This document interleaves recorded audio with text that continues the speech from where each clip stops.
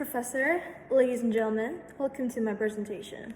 First of all, allow me to introduce myself. My name is Savat Gabolin. I'm a junior of Department of English at Institute of Foreign Languages.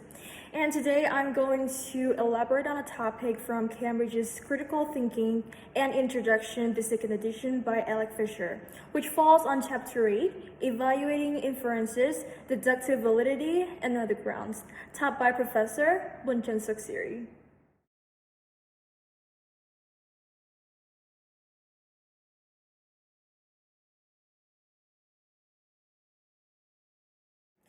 But before moving on further ado to our first part of our content that I've just shown you, let me introduce you guys to a really brilliant detective in the history of mystery series, Mr. Sherlock Holmes.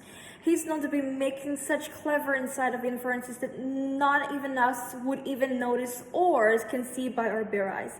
If you want to know how can he make those mysterious inferences to come to life, and if you want to know how brilliant he is to make such inferences, and how can he make logical inferences, and are those inferences valid or not?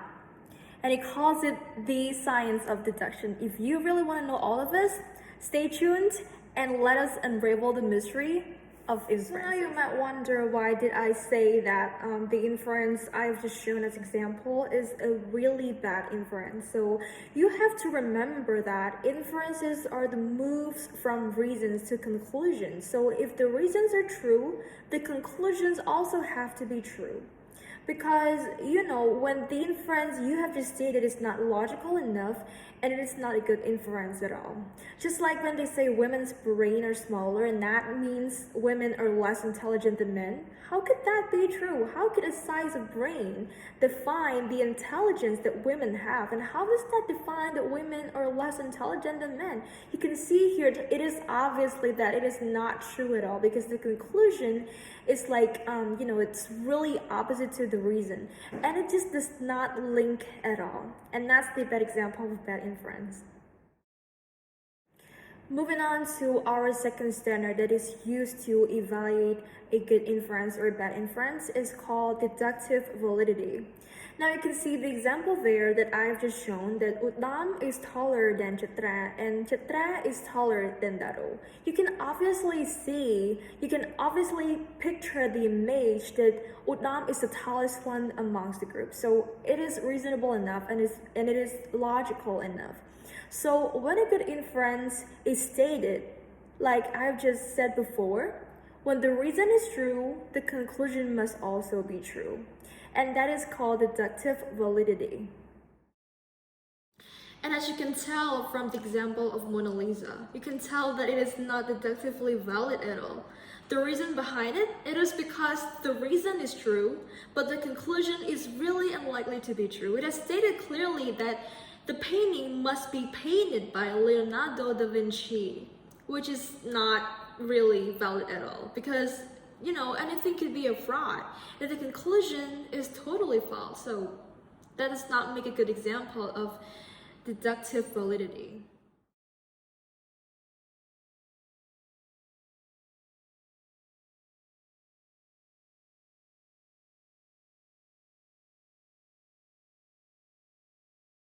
So like the slide that I've just shown, the second standard that is used to evaluate a good inference is called pattern of argument, which the first one is also really simple. It is called modus ponens, which if you see a statement that if A is true and B must be true too, so A is true. See, it's really that simple. And the second one is called modus tollens, which is also simple as well. So if A is true, then B is false, then it is really likely that A is also false. But these patterns are really simple to see, and you can tell like really immediately.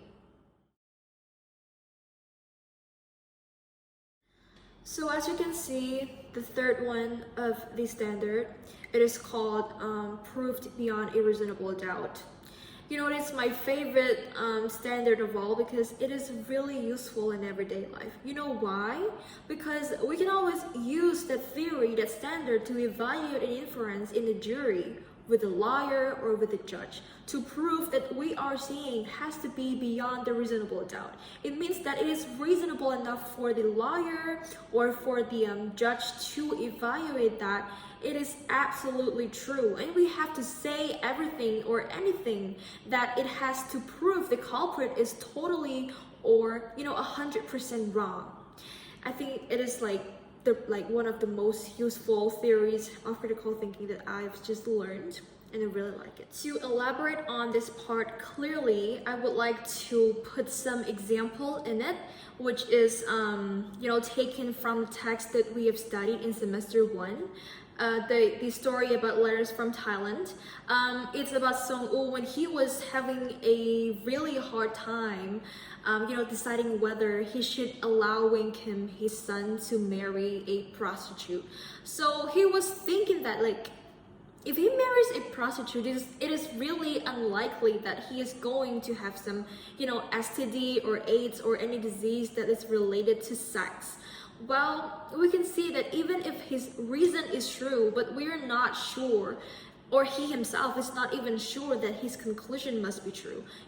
Now that we have come across the 3 standards that are used to evaluate an inference, we are going to dig deeper about that with the last one. And now this one is also the most interesting because I'm going to show you that Sherlock Holmes that I have just mentioned in the beginning of my presentation, that he has come to state an inference that is so mysterious and not all of us could have seen it. So let us find out. We don't know a thing about each other. I don't know where we're meeting. I don't even know your name. I know you're an army doctor and you've been invalided home from Afghanistan. I know you've got a brother who's worried about you, but you won't go to him for help because you don't approve of him, possibly because he's an alcoholic, more likely because he recently walked out on his wife. And I know that your therapist thinks you're limp psychosomatic, quite correctly, I'm afraid. It's enough to be going on with, don't you think? When I met you for the first time yesterday, I said Afghanistan or Iraq. You looked surprised. Yes, how did you know? I didn't know, I saw. Your haircut, the way you hold yourself says military. But your conversation as you entered the room. A bit different from my day. Said trained at Bart, so army doctor, obvious. Your face is tanned, but no tan above the wrists. You've been abroad, but not sunbathing.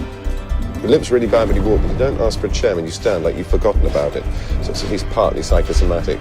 That says the original circumstances of the injury were traumatic. Wounded in action, then. Wounded in action, suntan, Afghanistan, or Iraq.